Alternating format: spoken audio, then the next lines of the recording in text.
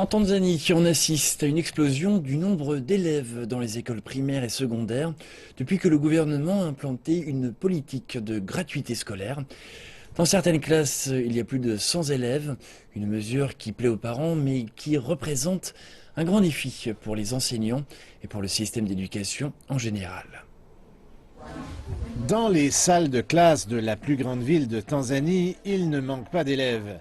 Il y a ici 60 élèves et l'année prochaine, ils seront encore plus nombreux. Le nombre d'inscriptions a monté en flèche depuis que le président a implanté une politique de gratuité scolaire dans le pays.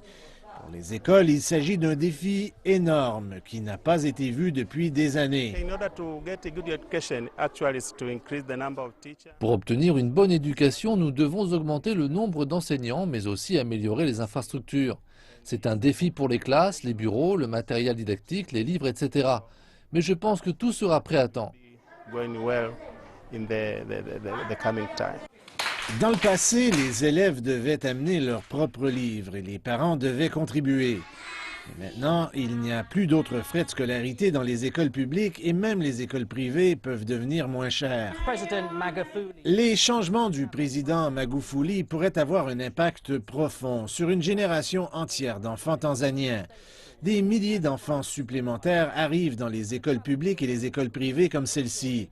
Mais le défi pour toutes ces écoles est de s'assurer qu'ils peuvent maintenir la qualité de l'enseignement.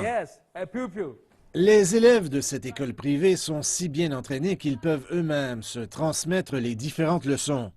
Et le personnel enseignant croit que plus d'enfants viendront ici. Alors, les écoles publiques sentent une certaine pression. Cette année, j'ai reçu plus de 40 nouveaux venus de l'école publique, ce qui nous laisse croire que ce que nous faisons est bon. Et c'est pourquoi les gens veulent s'inscrire dans nos écoles. Donc nous espérons que les écoles privées continueront ici à offrir de bons services. Pour les élèves, l'éducation demeure sacrée, peu importe où se trouve l'école. Les gens qui sont pauvres, les enfants qui sont pauvres, ils veulent vraiment aller à l'école, mais ils ne peuvent pas parce qu'ils ont des problèmes familiaux. Grâce à la gratuité scolaire, la plupart de ces enfants peuvent maintenant aller à l'école. L'éducation est une bonne chose. Si vous voulez devenir une bonne personne, une bonne éducation va permettre de devenir quelqu'un de bien.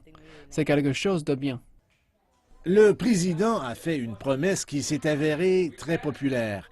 Mais le vrai test, ce n'est pas seulement de remplir les classes d'élèves, c'est plutôt de leur enseigner quelque chose une fois qu'ils seront là.